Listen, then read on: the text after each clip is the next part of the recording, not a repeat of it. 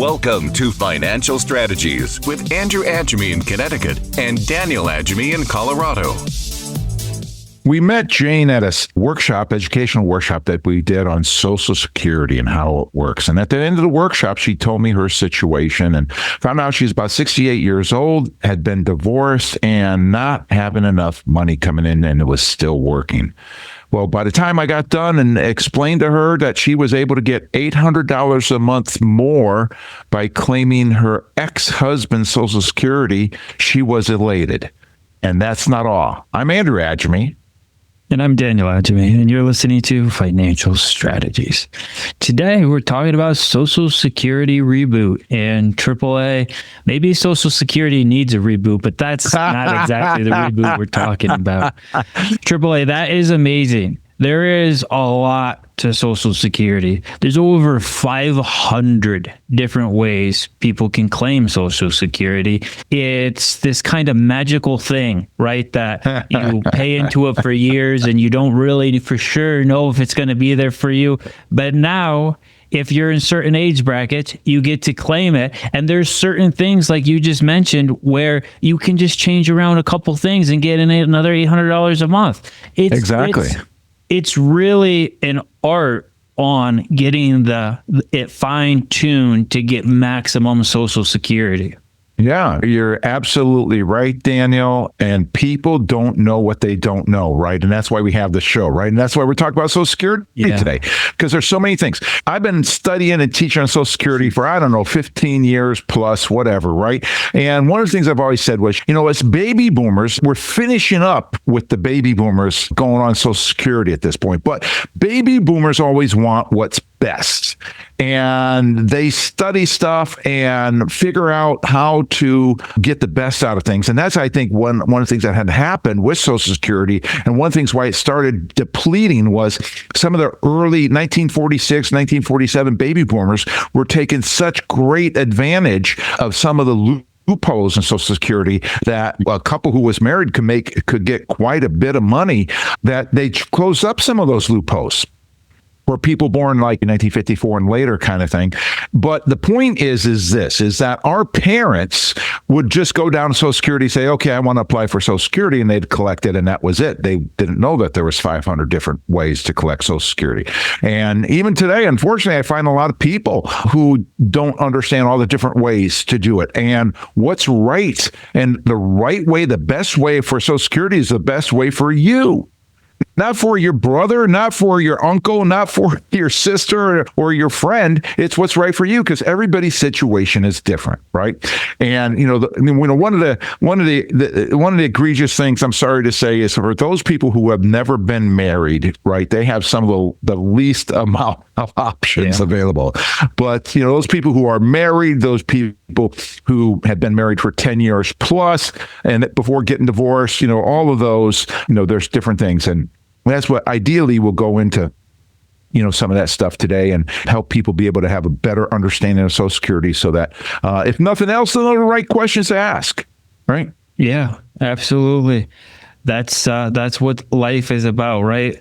Trying to understand. They say that there's two types of people in the world. One is the ones that don't want to know, and the other ones is the ones that want to know and want to know how to find out, right? Right. And so I guess the show is for the second type of people who know they don't know everything and they want to know what they don't know.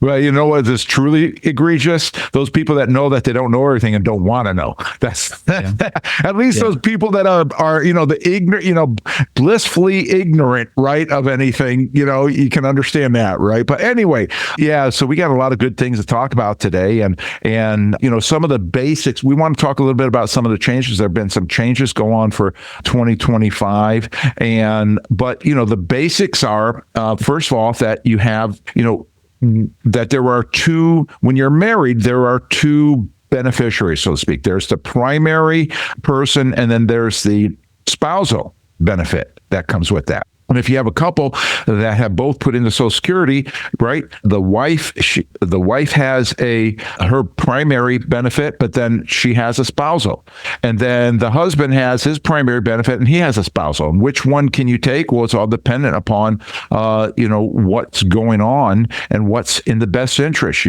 There's, one person I know, his wife at 62 started collecting Social Security, and under her primary amount and insurance amount, which was, a small amount. She hadn't worked a lot. And they're planning to, when he's 70, for him to turn his on. And when that happens, he'll get a large amount because he's waiting the longest possible.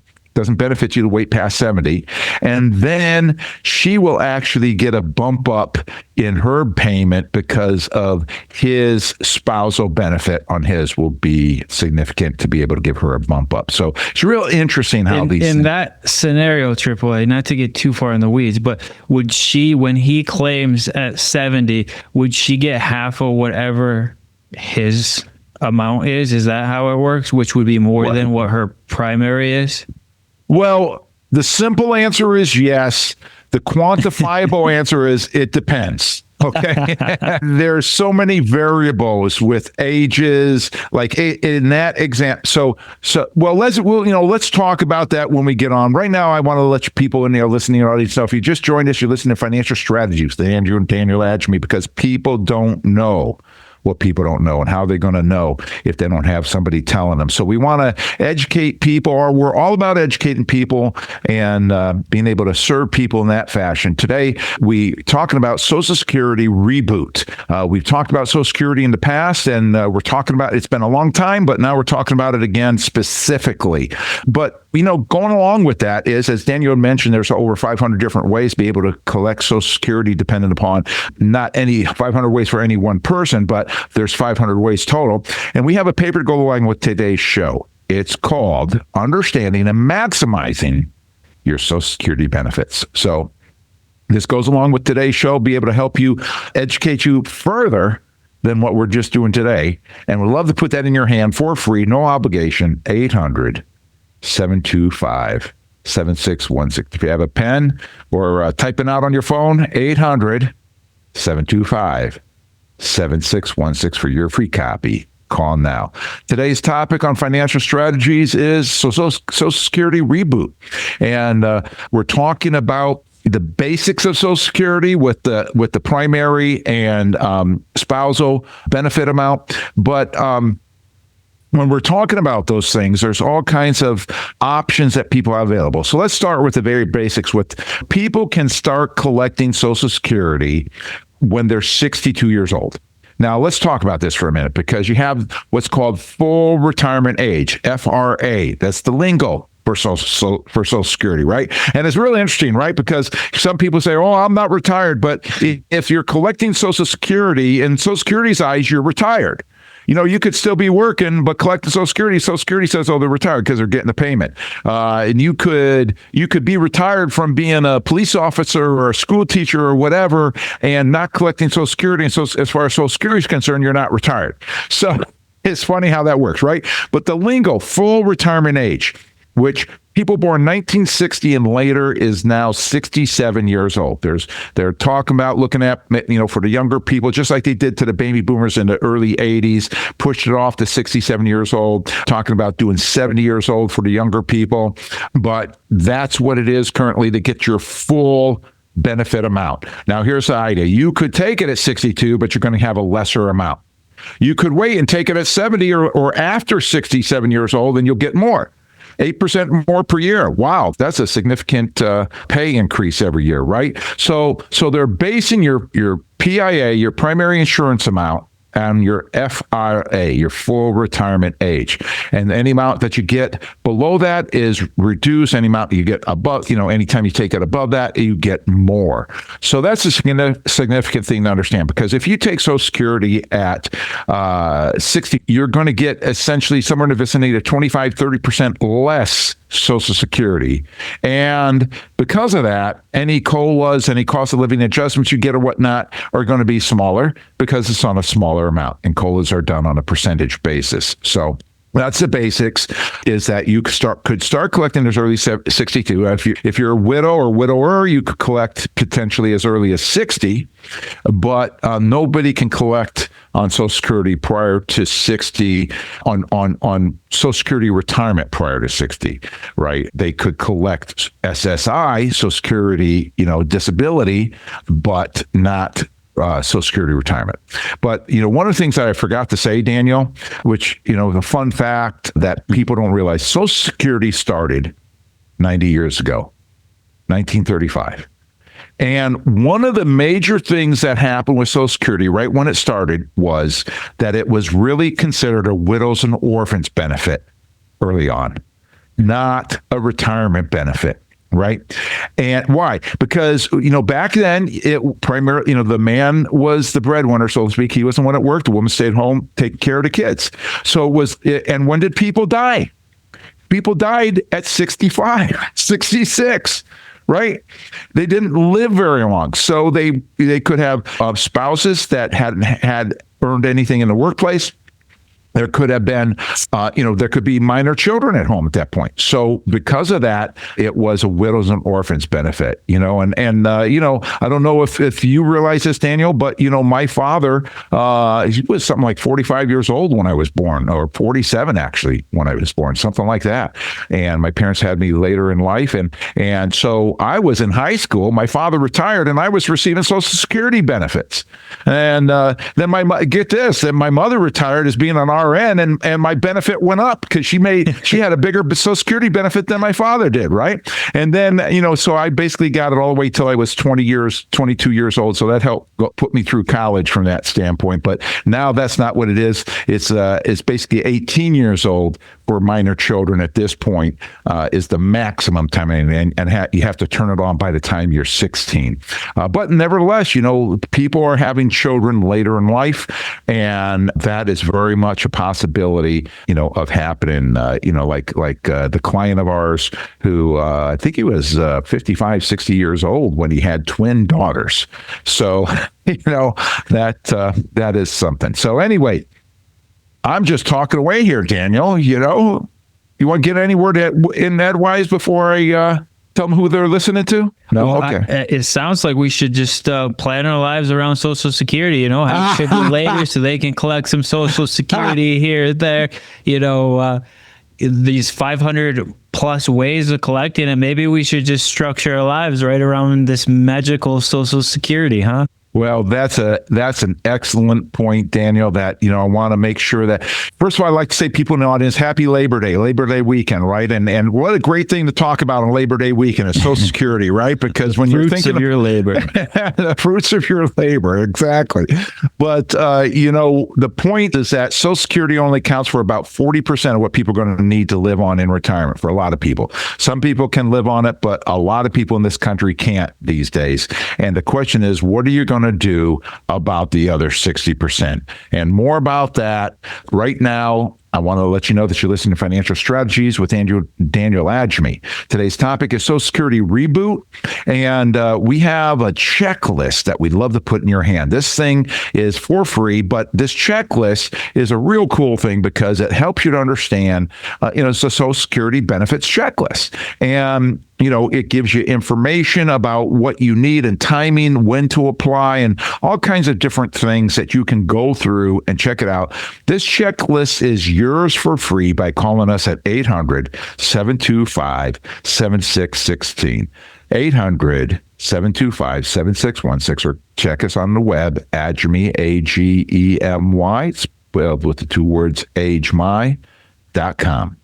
800-725-7616 for your free copy of Social Security benefits checklist. Call now. Do you have any questions for me about retirement income source? I just want to make sure I can invest well enough to have enough income, enjoy my retirement. We build a custom retirement plan based around your income and goals. How do I know I can trust you?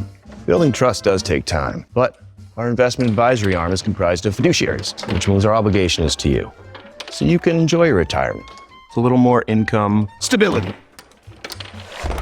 I'm in. That's 2 out of 3.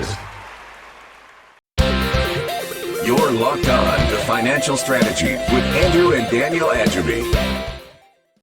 So where's the other 60% that you're going to need to retire on going to come from besides Social Security? 72 million Americans are collecting Social Security right now. There's a lot of talk about what Social Security would do, whatever else, but where's the other 60% going to come from? I'm Andrew Agemy. And I'm Daniel Agemy, and you're listening to Financial Strategies. Today, we're talking about Social Security Reboot and AAA. We've done a few shows on Social Security today, but we're looking at it again. We're looking at it with fresh eyes. Right. You know, since we've been doing these shows, there's been quite a few COLA, cost of living adjustments, right? It's gone up tremendously since some of the shows, at least, that we've done on Social Security. There's some different things going on, and the world also looks quite a bit different than some of the times that we've done these shows. And one of the things that makes the world look a little bit different is that other 60% or so, depending on what you want your retirement to look like. Where are that other retirement income going to come from? Because if Social Security is designed to be somewhere around 40% of retirement income, and we'll get into kind of what makes up Social Security, where it comes from, that type of thing. But the world's changed a lot. The government's debt has changed a lot. The government's obligations have changed a lot. So it's more important than ever to make sure that you've got the other 60% situated properly, the other 60% of retirement income situated properly, so that if there is ever downward adjustments on Social Security, or disappeared, or they reneged, or any of these types of things, that your retirement doesn't get thrown away because Social Security got changed. That's exactly right. I'm reminded of the client that we had with this was a teacher in the state of Connecticut, and a good pension and all.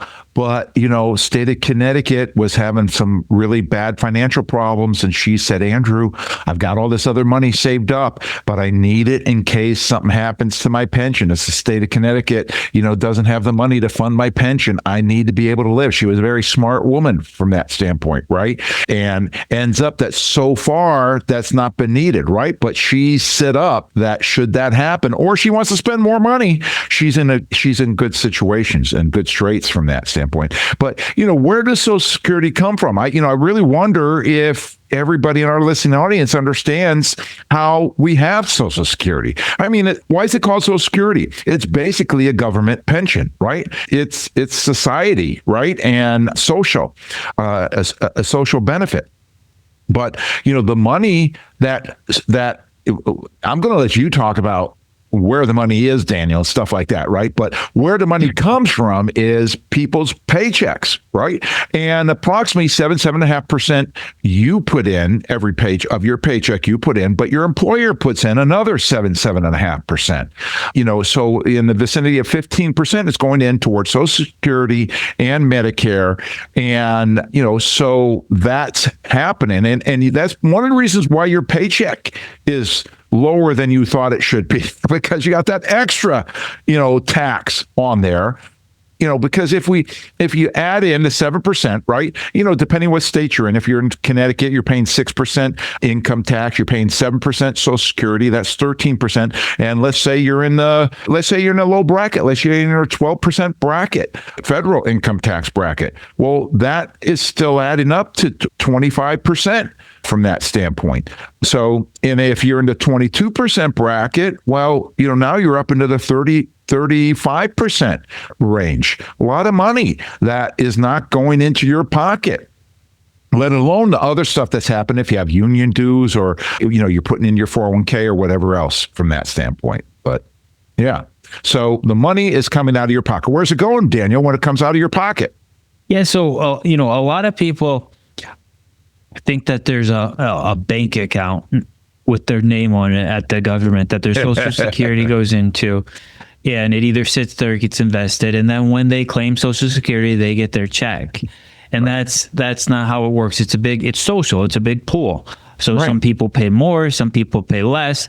And like you said, AAA, your employer is paying for you too. Now, you would think that about 15% of your pay for your life or your working life would be plenty of money for retirement, right? And you'd hope, right? That's a pretty good amount of savings. I don't think people are struggling. A lot of people today are not saving 15% of their paycheck other than this forced amount that's coming out with Social Security. But that's beside the point. Different presidents over the time have tried to change different things, and it was controversial and all that. We're not going to get into that stuff. But basically, that 15% comes out and it goes into a trust, the Social Security Trust Fund. Right. And then the trust fund, which all Social Security goes into, is lent to the U.S. government, right? And so they buy, we hear about this huge national debt that we have, right? This $37 trillion of debt. Well, probably about 3 of that was lent to the government from your Social Security or from the Social Security Trust. So they lend that to the government, helps the government with all the wonderful things that it does, and supports the wars and all these types of things. Right. And then they pay back, they pay interest, and then Social Security can pay you or the collector as they pull out their monthly Social Security checks. There's a COLA, there's a cost of living adjustment, and that's another one. You're gonna stay positive, AAA. I'm gonna stay with like the tinfoil hat on over here, okay? And part of the reason why it's so important, inflation doesn't go up, or we change the basket we use to adjust for inflation, is because COLA, cost of living adjustment, is based off of the official numbers for inflation.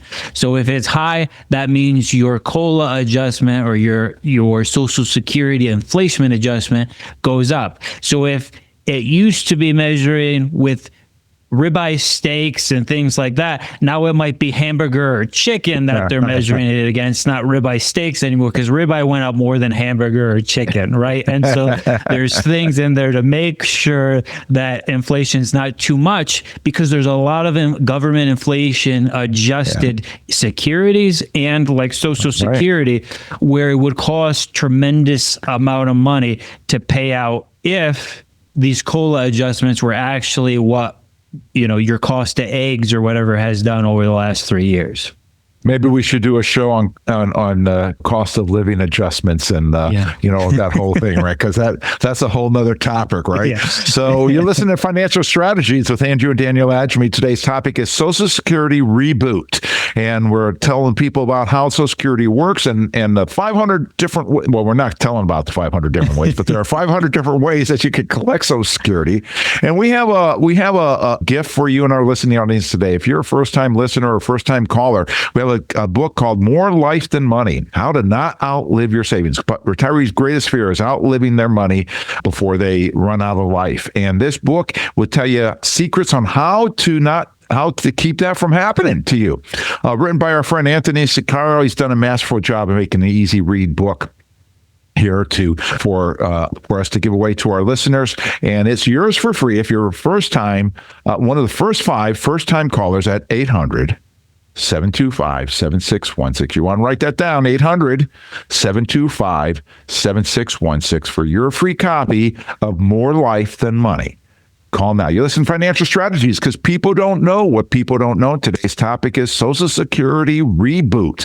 And so, Dan, you were talking about the Social Security Fund and the trust fund. And currently it's looking like, the good news is the year is 2035 before it runs out of money, because that used to be 2032. Okay. And, they say that in the year 2035, the trust fund will run out of money if changes are not made to Social Security. So that's why they're looking at making it changes. And I'm a proponent of doing what they did to your generation, Daniel. What they did to my generation, to doing that to your generation, right? And, one of the things that went through our minds in the 80s, Daniel, when they did that was, well, Social Security is not going to be here for us anyway. Yeah. But guess what? Here we are, baby boomers, and we have a lot of baby boomers that collect in Social Security, right? And, Daniel, your mother's collecting Social Security, right? My wife, Kathy's collecting her Social Security, something that it's really like, wow, we're here, and there is Social Security. And so What's going to happen in the future, we don't know. But the thing is, even when it runs, the good news is, even if that happens and the trust fund, so to speak, runs out of money, people are told that they can still be able to get about 70% of their money. Which, how are they going to do that if the trust fund's empty? Well, they're going to do it from money coming in from current workers. And that's how they're figuring that out from that standpoint. And just, for a quick thing, back when Social Security was started, I think it was like 5 or 6 workers for every person collecting Social Security. Maybe not right when it started, because a lot of people weren't on it, right? But early on, right? But then in the 80s, there was like maybe 12, 15 people working for every person on Social Security because of all the baby boomers and whatnot. And, that has now gone back the other direction to the vicinity of 4 or 5 workers for every person on Social Security. And, Daniel, I was reading something the other day. This is kind of, again, fun fact, not really going with Social Security, but the largest segment of workers right now are millennials. How about that? So a lot of baby boomers have retired. Gen X's are starting to retire. So millennials are the largest amount of people in the workforce right now. And millennials are those that are born approximately 1980 to 1996 is what they're somewhere in those. And it could go either side of that, but that's the general range. But nevertheless, that's the idea there. Yeah, it is quite interesting, especially when you say that about 72 million people are already collecting. And I don't know what the total workforce is, but that's a huge number based on the population. And so thinking about that is quite interesting, as well as longevity continues. It kind of slowed down a little bit recently, but longevity has continued to get longer and longer. Lifespans have continued to get longer and longer over, they'll call it, the last 20 years, other than recently. And so that, that's quite interesting thing when we talk about that Social Security fund. And that it could potentially, not that we're predicting this, but it could potentially be lowered down to 70% of payments and just be kind of taking the new monies coming in and paying them out. Right. Exactly. So, Social Security is an interesting thing. We're going to talk more about collecting, some of the ways that you can maximize it, that kind of thing. But I want to let you know that you're listening to Financial Strategies with Daniel Agemy. Today's topic is Social Security Reboot, because people don't know what they don't know. And, often I hear the question, can I retire? When can I retire? I'll never be able to retire. Those kinds of questions. Daniel, recently, one of our radio show listeners called in and said, I know I haven't saved enough for retirement. And he had a good amount of money. He had over $1 million. But, where he lives and all the different factors involved, yeah, he's right. And so you need to be able to get as much income as you can. It doesn't matter if you have 1 million, 2 million, 3 million, 5 million you want to retire. You need income. Just like Social Security, you need income. And you need 60% of your total income needs to come from something besides Social Security. So a minimum of 60%. Right. So the question is, can I retire? When can I retire? And I'd love to have the conversation with you about that in our listening audience. If you are asking yourself that question, can I retire? When can I retire? Call me. Call us, right? Because we can tell you about this retirement readiness report that we have that will be able to help answer that question in a factual, objective way that you have not seen before. And love to be able to talk with you that. 800-725-7616, 800-725-7616. If you want to have a conversation, see if you can retire, when you can retire. Call now.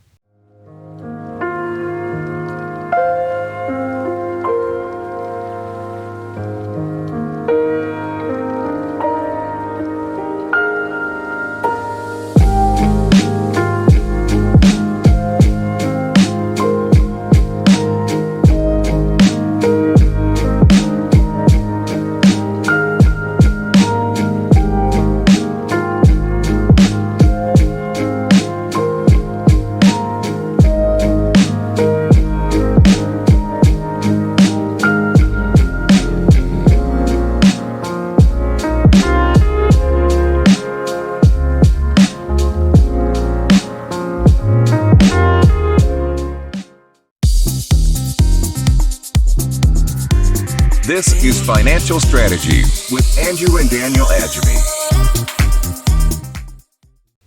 Changes.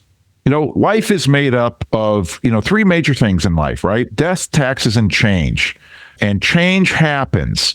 And what are the changes with Social Security in 2025? I'm Andrew Agemy. And I'm Daniel Agemy, and you're listening to Financial Strategies. Today we're talking about Social Security Reboot and AAA. What type of changes are happening? Well, some of the basic changes, we talked earlier, Daniel, that you could start collecting Social Security at 62 years old, right? But what we didn't say was if you are still working, you can only make, and the number in 2025 is $23,400 a year without being penalized for taking your Social Security. So if you're making $35,000 a year, out working a job, having earned income, you can be taking it out of, investments or having other income, a pension or whatnot. That's not considered, even though you earned it, that's not considered earned income for these purposes. And but if you're still working a job, making $35,000 a year and you collect your Social Security, you're going to have a penalty for, you're going to be penalized $1 for every $2 that you make over the $23,400. And so that is a key thing for people to be able to understand. Now, once you reach full retirement age, you can collect Social Security and make as much money as you want and not be taxed. Okay, so the new thing for 2025 is the amount. Because last year it was below $23,400. I forget what it was. I think it was like $21,000 something. Now it's $23,400. We're expecting next year it's going to go up, right? Another change is cost of living adjustment, 2.5% this year. It's the lowest cost of living adjustment since 2021. I mean, one year in here, I forget which year exactly it was, but it was 8 to 9% is the cost of living adjustment. But now we're back into, what has been in the past, somewhere between 2 to 3% cost of living adjustment for that. I mean, sometimes in the past, there have been no cost of living adjustments. And unfortunately, what happens is Medicare increases by that amount. So it's almost just kind of a wash. You pay more Medicare, you have the money to pay Medicare from that. But, let's see, what do I have here? I have an example. Mary uses her cost of living adjustment. It was only $50, but she uses it to help her pay her prescriptions from that standpoint. But another situation, another change that's happened is that they have made Social Security less tax, right? So, sometimes people can pay tax on their Social Security depending where they fit in total income. And there's now a new $6,000 deduction for people who are 65 years old and older each. So if you're married, that could be as much as $12,000 more plus potentially that you will not be taxed on. So that's good. Now, another benefit, another change that's happened this year, there are a lot of teachers and people with government employees, government pensions like this thing. There's this thing that was called WEP, Windfall Elimination Provision, and that has been eliminated. So now, teachers who earned, like in the state of Connecticut, you couldn't collect Social Security. If you worked summers and had your own Social Security, it wouldn't be very much, but you couldn't collect it and still get your teacher's pension. Well, now they're allowing that to happen. And especially like if you had a spouse that collected Social Security, these teachers, if their spouse dies, the teachers are going to be able to collect the Social Security payment. Well, that's a pretty big deal right there for most teachers. I mean, teachers have been taken advantage of in so many ways, it feels like, with not getting compensated for the amazing work that they do. And so that's nice to be able to give a little bit back. If you're paying into Social Security, to be able to get it back, it's just giving you your own money back, basically, and your employers, right? Well, right. And, that's called the Fairness Act. And so, that is good, for those people's teachers, firefighters, different people like that they'll be able to participate in that. So that's a good change, right? Another change that I like to say is that there's a cap to Social Security. So those people who are making a lot of money per year, and that amount, if you're married, well, actually, it doesn't matter if you're married or not. The amount is, if you're making, $200,000, you stop paying Social Security at $176,000. Now that number goes up every year. Last year it was $168,000, so it's up about $8,000. And some people, some of the people in our audience, they remember in the 70s they were making maybe $12,000, $18,000 a year. That was a lot of money in the early 70s. And, somewhere around October, November, they'd stop, their paycheck would go up because the money wouldn't be going into Social Security anymore. So that was something that some people would look forward to every year. But that number back in the 70s was around $12,000 or whatever. And now we're up to $176,000 a year. So, the good news about that for everybody is, well, more people are putting more money into it for a longer period of time, right? You're listening to Financial Strategies with Andrew and Daniel Agemy. Today's topic is Social Security Reboot, and we love being able to come to you and help you know what you don't know and help you be able to apply this to what you're going on. One of the things that we want to bring across is Social Security only accounts for perhaps 40% of what you're going to need to live on in retirement. And where are you going to get the rest of that income from? Well, today, we have a white paper that we'd like to give you that goes along with today's show, and it's called Income Generating Investments Options 101. So when you retire, it's not that you need $1 million or $2 million or $3 million, but the key is going from the accumulation part of life into the distribution part of life. And when you do, you have to use investments that are designed for distribution. So we love to put this in your hand to help you to be able to get 60% of your income from your investments in the proper way without depleting your assets, without killing your roosters, without using principal. Love to put this in your hand for free. It's called Investment Options 101. Call us at 800-725-7616, 800-725-7616 for your free copy of Income Generating Investments Options 101. 800-725-7616. No obligation. Call now. You listen to Financial Strategies. Today's topic is Social Security Reboot. We've talked about many different things in this with some of the changes for 2025. Daniel, what I want to jump into and do a little bit of is, some of those different ways that people can collect Social Security that they may not know about. If you're divorced. Well, first of all, let's talk about the spousal benefit. First, AAA, if you mentioned earlier that if somebody collects at 62, they're going to get a penalty if they earn over like $23,000. So who's the person that would collect at Social Security at 62? And then, so there's basically really 3 ages before we get into that other stuff. There's basically 3 ages to be aware. So 62, you can start collecting, but you said that you will be penalized if you earn over $23,000 a year or so. Right. And then there's the 67, which would be a full retirement age. Right. And then there's 70. So why would someone pick one of those ages over a different? That's a great one. Well, why and when to collect Social Security is based upon many different things. Like, what is your DNA? What is your life expectancy, right? Some people have very short life expectancy. Some people have very long.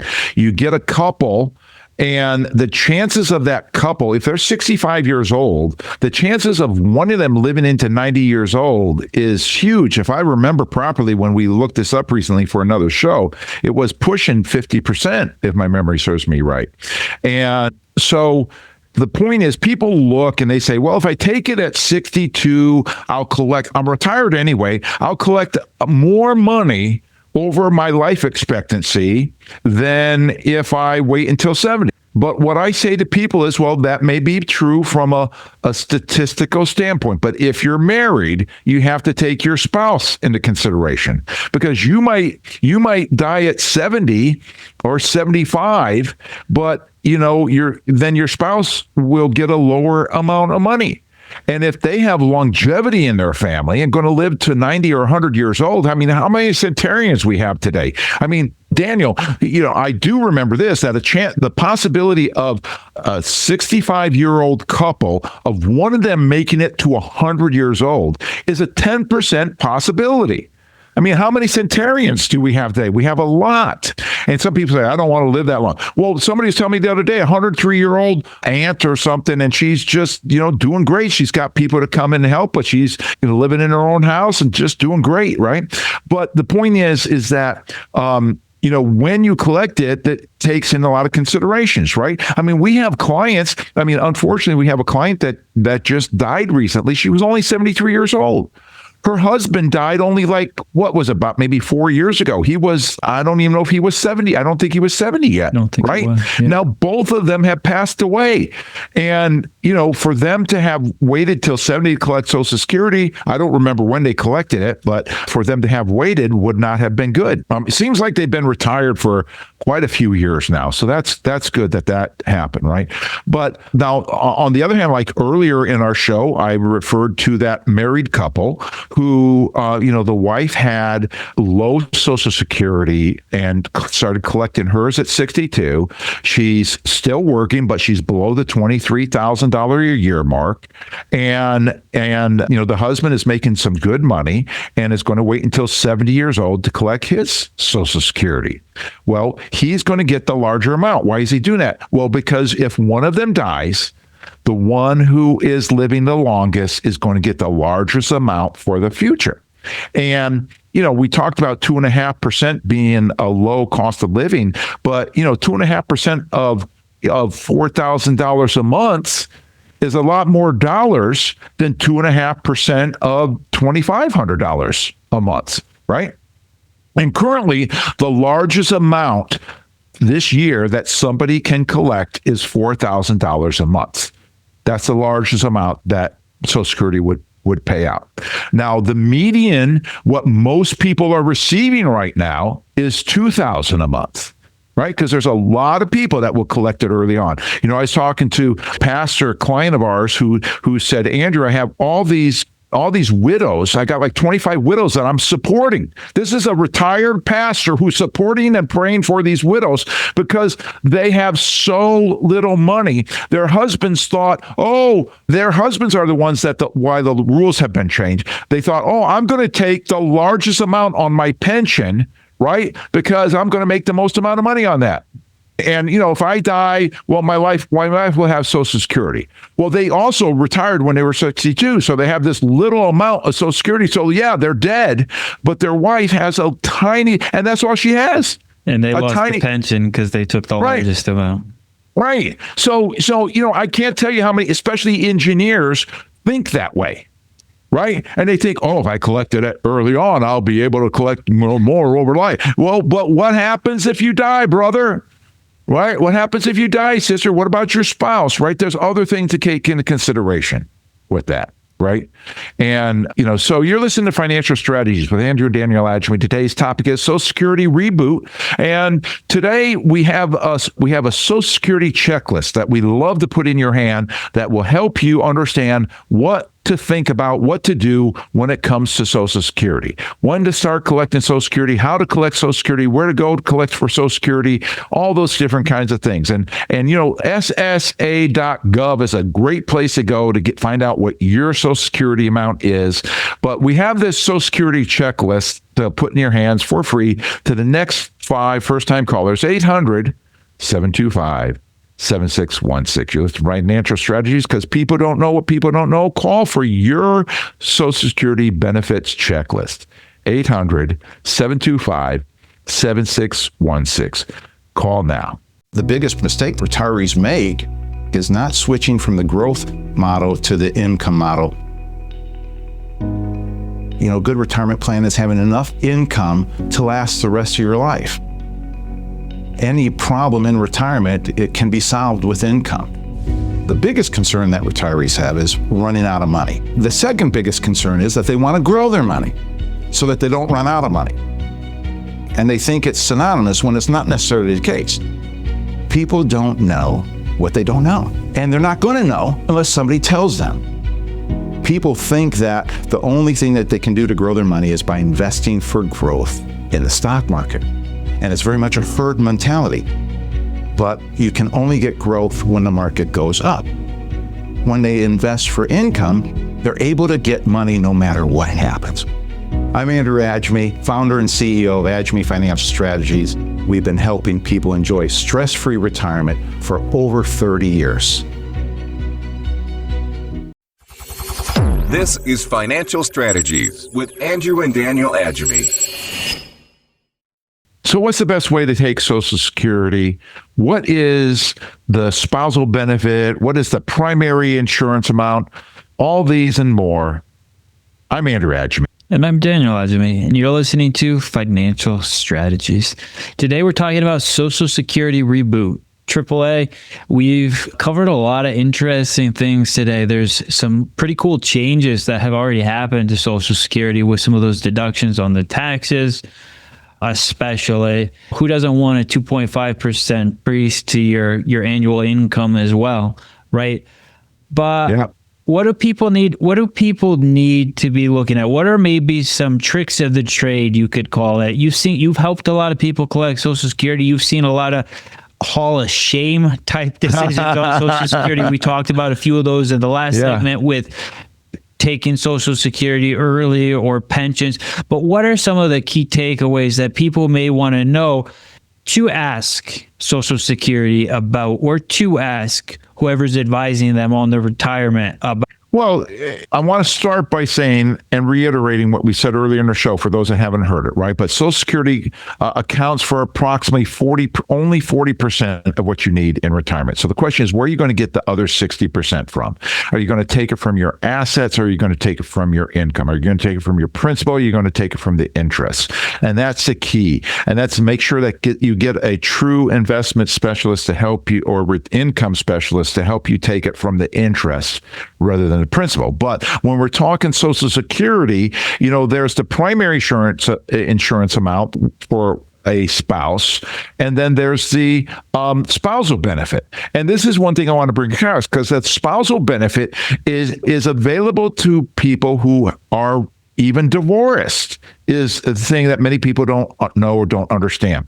So here's how it works, is that the spousal benefit is, and earlier, just for those that have joined us, FRA stands for full retirement age. If you're born 1960 or later, that currently is 67 years old. So if you're scheduled to get $3,000 for your Social Security at FRA, that is your primary insurance amount. If you take Social Security at 62, you're going to get less than $3,000, maybe 25, 30% less. If you wait until 70, you're going to get 8% more every year, so you may actually get 25% more.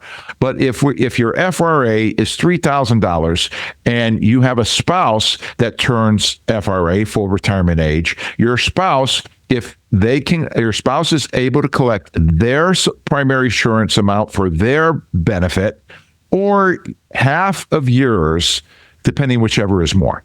That could be a key thing. You have somebody that maybe it's only worked, one of the spouses has been a stay-at-home mom, stay-at-home dad, and has not earned that much in Social Security, just some part-time jobs, that kind of thing. So when the other spouse retires, they can get, and if they're 67 years old, they can get 50%. Now, if that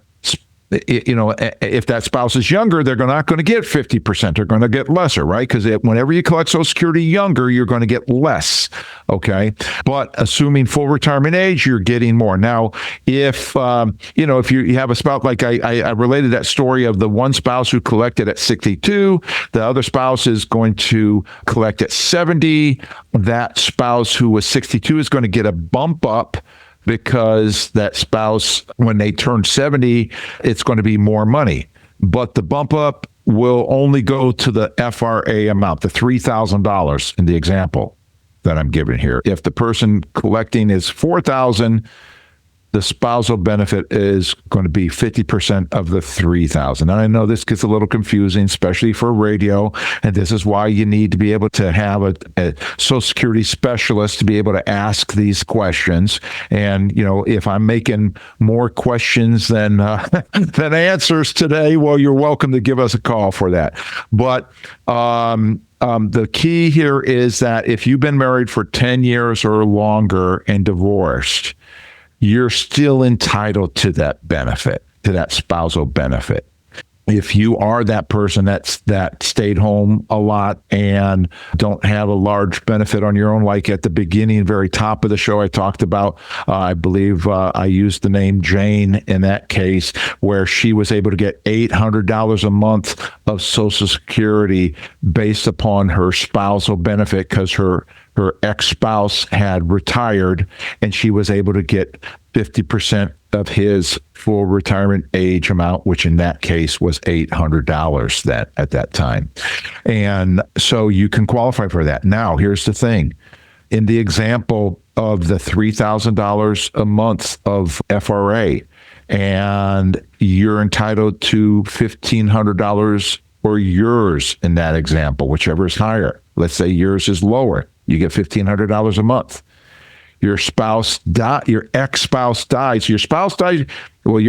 dies, and you can get the $3,000 a month that he or she was collecting, irrespective of if they've been married, remarried, or anything like that. Doesn't affect anybody else's. That's just what you are due from that standpoint. So that may be a huge benefit to people in our listening audience, Daniel, that they may not know about, especially for widows and orphans. And a lot of times people will say, well, I don't want to hurt them. That was my ex-spouse. I don't want to hurt them, or I don't want them to know. And they don't. Multiple people can collect half of their Social Security. It's kind of a funny thing. Multiple people can collect it. Right. And it doesn't affect their Social Security. It doesn't affect their current spouses. Socially, it doesn't affect anything. You're entitled to that for having to put up with that person for 10 years. Yeah, you're right on that. So you're listening to Financial Strategies with Daniel Agemy. Today's topic is Social Security Reboot. We're here because people don't know what they don't know. We want to help them be able to make smart, wise decisions. Today, what we have is a book to be able to give you, to be able to help go along with today's show, to help you understand retirement and how that, to make sure that you don't outlive your money. And it's called More Life Than Money. And Anthony Sicaro, CHFC Esquire, has done a phenomenal job in putting together this book with a section even on for women within this section, written by one of his women on staff at his organization. And we'd love to put this book in your hand for free by calling us at 800-725-7616. The first 5 first-time callers are more than happy to get it, or for any kind of, our clients are able to have any of this educational material for free. 800-725-7616 for your free copy. Call now. You listen to Financial Strategies, Social Security Reboot. We don't have much time left in our show today, Daniel, and there's so much more to Social Security. Well, what I hear you saying, AAA, is it's extremely important to understand this high-level stuff, these high-level concepts we've been going over today. Understand how Social Security works. And then you need to plan accordingly. Because there's so many options, you've given a few good examples of strategies people can use to maximize it. Like the example you gave, where somebody collects it at 62, it made sense in their situation. In other situations, it might not, but it made sense in their situation with a plan that when the spouse starts collecting at 70, it will discontinue the original Social Security started at 62. And that's basically maximizing money you've already paid into the system. You need to figure out the best way to get your money out, because it's not earning a rate of return like if you had taken that money and invested it. So maximizing this is your job, to get them. It's just getting your own money out with a little rate of return. You wish you could get a better rate of return, but that's what it's doing. Unless you live to be hundreds of years old. But even then, the magic of compounding that you're not getting, you need to maximize it to get it out. And then what I pick up from what you're saying here, AAA, is it's a three-legged stool approach, minimally. We talk about this often, where in retirement, you need 3 sources of income. And typically that would be Social Security, a pension, and personal savings. And not everyone has a pension. And so therefore, if you don't have a pension, you need to look at other income streams, whether that's building your own pension, Insurance companies do this with things called annuity, where you can get lifetime incomes. There's different ways to build that other stool. Some people use real estate, but minimally you want those 3 legs, 3 income streams to your retirement. Exactly. And all these things we're talking about, we're just hitting the surface today with Social Security and how it affects people's lives. Because as you know, Daniel, we talk to a lot of people about how to bridge to getting them to Social Security, right? To get to that higher amount, because it's a guaranteed amount. That's what's so beautiful about Social Security. It's a guaranteed amount. Now, irrespective of the trust fund and 2035 and all that stuff, right? But it's a guaranteed amount. And that's a beautiful thing to have that to go on. And, the one thing I want to bring out is that when one spouse dies, the smaller Social Security goes away. It doesn't matter. And then the survivor gets the larger of the 2 Social Securities. So your loss of income happens when one spouse dies. And the question is that necessary? And if so, where are you going to get it from? So that's where that 3-legged stool approach comes in.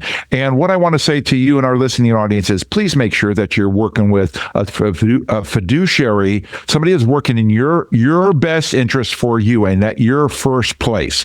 Anybody that's got stockholders, they're going to be first and foremost a fiduciary for the stockholders, secondarily for you. Make sure they put it in writing. I can't tell you how many people will say they've got a bum. I looked at their investments and they've got a bum deal on something. They said, well, that person was a fiduciary. I said, did they put it in writing? They said, no, you don't have anything to hold your feet to the fire on that. So make sure they'll put it in writing and that they're a fiduciary for you first and primary, and that they're true income specialists. Because when you're retired, it's not that you need $2 million, $3 million, $5 million. You need an income stream. Make sure you can get the income that you need and the most income possible, not just an income. Get the most income possible. Okay? And be able to enjoy your retirement.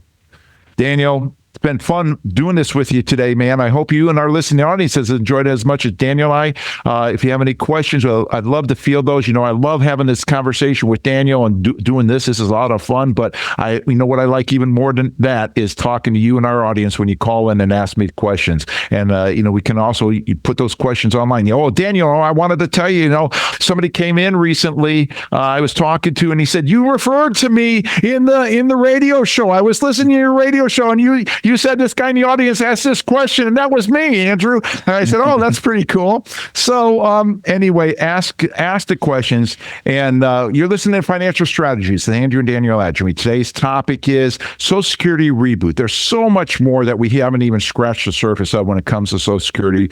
Love to apply it to your life at all possible. And so many times people say, can I retire? When can I retire? Love to have that conversation with you so I can tell you about the Retirement Readiness Report that is an objective report that will help you understand how ready you are with your investments set up the way they are currently.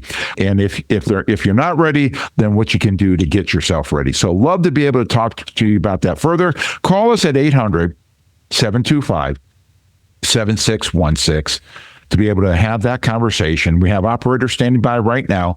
And you could check us out on our website, agemy.com, AGEMY.com. The 2 words, age, my, spell our name of Agemy, .com. Again, that phone number, hopefully you've got something to write it down, 800-725-7616. One more time, 800-725-7616. And, we want you to, until next time, we want you to be able to retire, stay retired, take the stress out of your life. And if you want your life to be stress-free, retirement to be stress-free, invest more for the I than the G. Till next time, peace.